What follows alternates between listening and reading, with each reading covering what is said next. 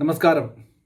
Indian government എന്തുകൊണ്ടാണ് മാറി മാറി വരുന്ന അമേരിക്കൻ ഗവൺമെൻറ്റുകളെ അകമഴിഞ്ഞ് വിശ്വസിക്കാത്തത് എന്ന കാര്യത്തെപ്പറ്റി നമുക്കൊന്ന് പരിശോധിക്കാം.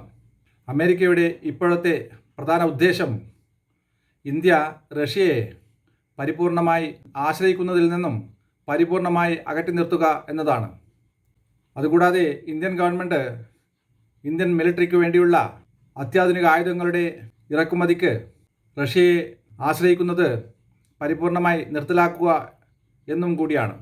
അതിനുവേണ്ടി തന്നെയാണ് അമേരിക്കൻ ഗവൺമെൻറ് ഇപ്പോൾ US എയർഫോഴ്സിൻ്റെ കുന്തമുനയായി പ്രവർത്തിച്ചുകൊണ്ടിരിക്കുന്ന F-15, F-18 ഫൈറ്റർ എയർക്രാഫ്റ്റുകൾ ഇന്ത്യക്ക് നൽകുവാൻ വേണ്ടി അവർ തയ്യാറായിരിക്കുന്നത്.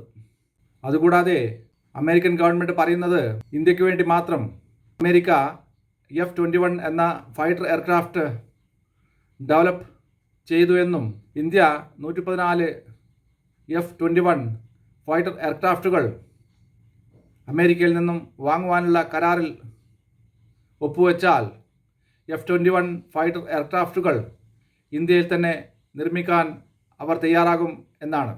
അമേരിക്കക്ക് നന്നായി അറിയാം F-21 ഫൈറ്റർ എയർക്രാഫ്റ്റുകൾ ഇന്ത്യയിൽ തന്നെ നിർമ്മിച്ച് ഇന്ത്യൻ എയർഫോഴ്സിന് വേണ്ടി ഉപയോഗിക്കാൻ തുടങ്ങിയാൽ ഇന്ത്യൻ എയർഫോഴ്സ് വരും കാലങ്ങളിൽ റഷ്യയിൽ നിന്നും ഫൈറ്റർ എയർക്രാഫ്റ്റുകൾ വാങ്ങുന്നത് നിർത്തലാക്കേണ്ടതായി വരുമെന്ന് എല്ലാവർക്കും നന്നായി അറിയാം.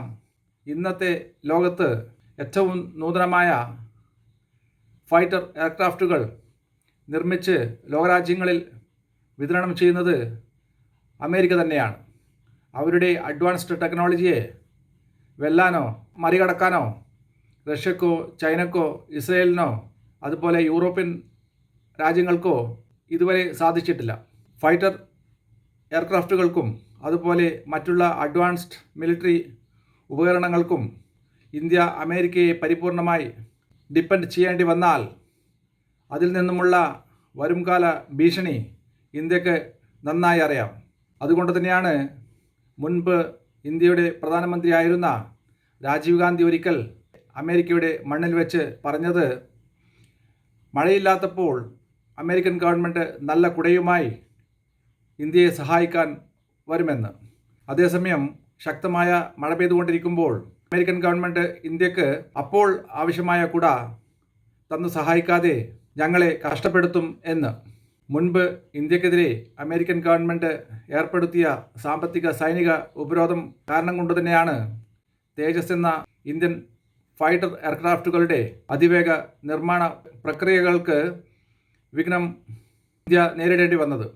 അമേരിക്കയുമായി പല വിദേശ നയങ്ങളിലും യോജിക്കാൻ പറ്റാതെയും അമേരിക്കയെ പരിപൂർണമായി വിശ്വസിക്കാതെ റഷ്യയുമായി കൂടുതൽ ചങ്ങാത്തം ഊട്ടിയുറപ്പിച്ച് കൊണ്ടിരിക്കുന്ന ഇന്ത്യക്കെതിരെ എന്തെങ്കിലും കാരണവശാൽ അമേരിക്ക സാമ്പത്തിക സൈനിക ഉപരോധം ഇനിയും ഏർപ്പെടുത്തിയാൽ അത് അമേരിക്കൻ ഫൈറ്റർ എയർക്രാഫ്റ്റുകളെയും അമേരിക്കൻ ആയുധങ്ങളെയും മാത്രം ആശ്രയിച്ച് കഴിയേണ്ടി വരുന്ന ഇന്ത്യൻ മിലിറ്ററിക്ക് അത് വലിയ ഭീഷണിയായി മാറും.